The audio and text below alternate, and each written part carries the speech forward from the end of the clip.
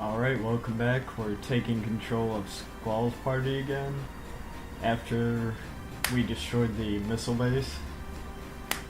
And it seems that Garden is in a panic. I wonder what could be wrong here.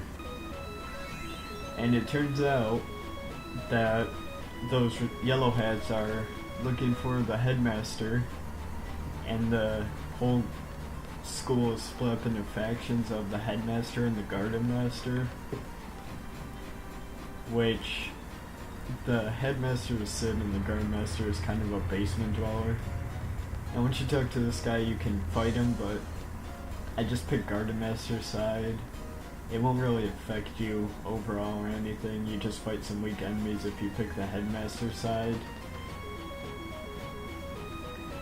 So just head to the center room where the teleporting console is and talk to Rajan and Fujin.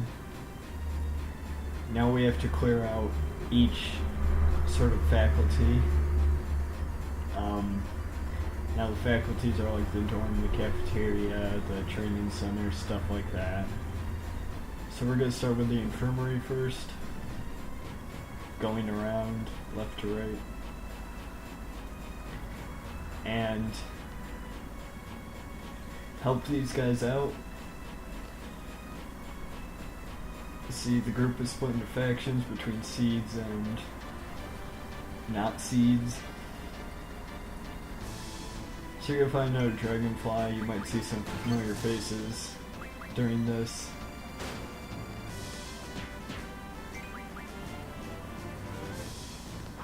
And you have to do this for each sort of room or faculty station or whatever.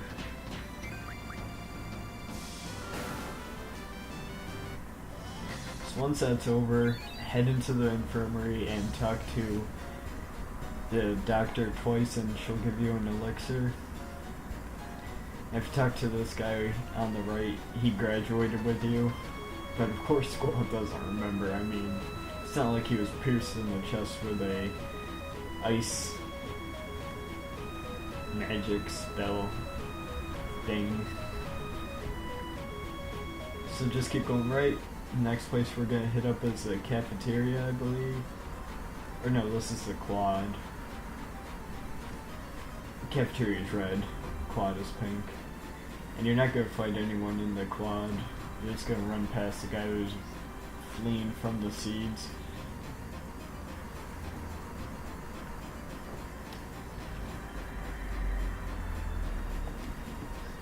So you don't find anyone in here, you can just get items from all these seeds. In here and everywhere that you defend, all the faculties and stuff you defend, they don't attack you. So the next place is the cafeteria, and you fight a firebomb whose weakness is ice and water. So use blizzard or any water attacks you have on him, or any junctions you have. And the more you attack him, the more he grows. And I believe after 3 hits, he explodes because he grows so much. So I shouldn't have attacked him with Zell right there, but it doesn't really matter since Squall finishes him off. And after that you can get Geishel greens from a girl in the cafeteria. So when you're done in the cafeteria, head out, and the next place is the dormitory. And you're going to fight a caterpillar. These are really basic enemies. They aren't tough at all. Pretty standard.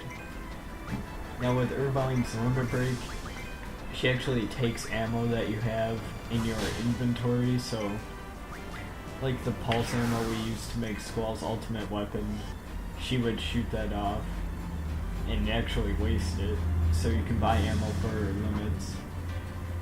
And the next place is the parking lot we're going to check on. And here's a kind of tough enemy, a Grendel, which is what we got Dragon Fangs from earlier in Disc 1 for Squall's ultimate weapon, which you haven't gotten it by now. You can still get them from these guys from the forest in Albania.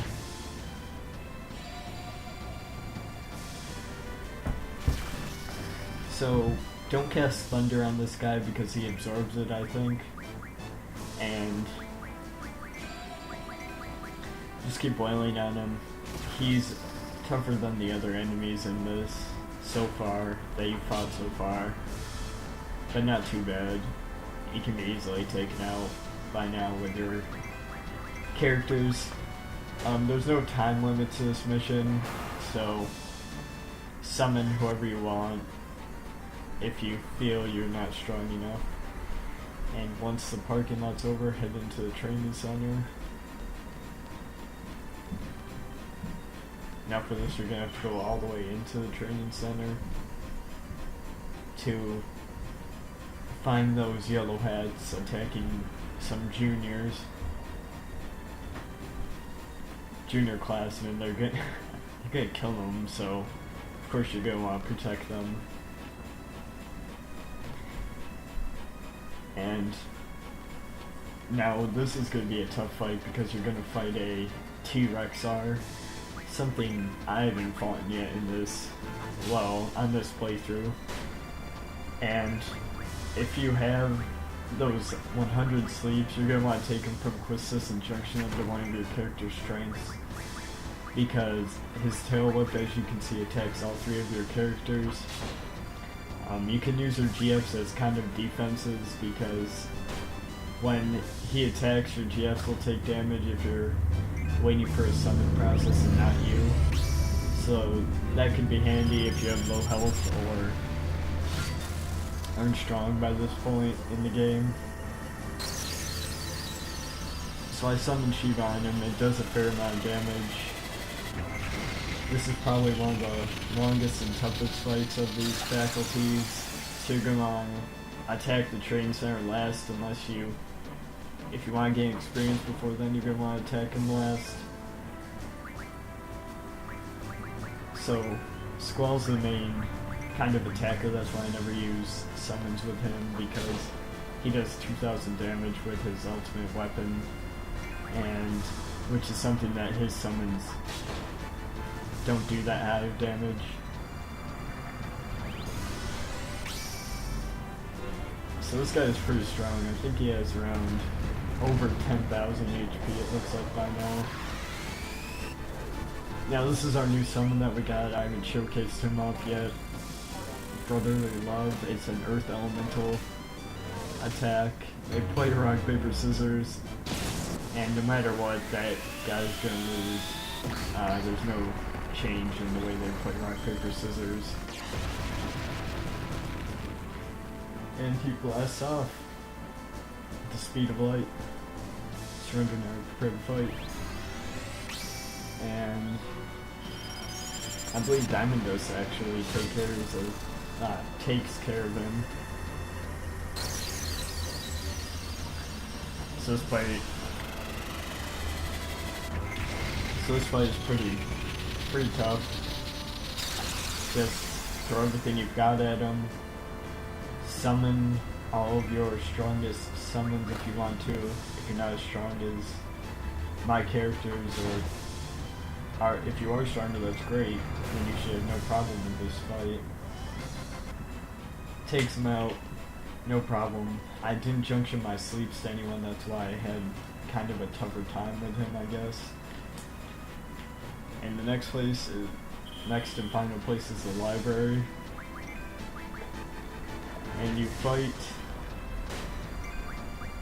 a Grant. Now he's pretty simple, nothing to him, dead like that, and that's it. Good luck.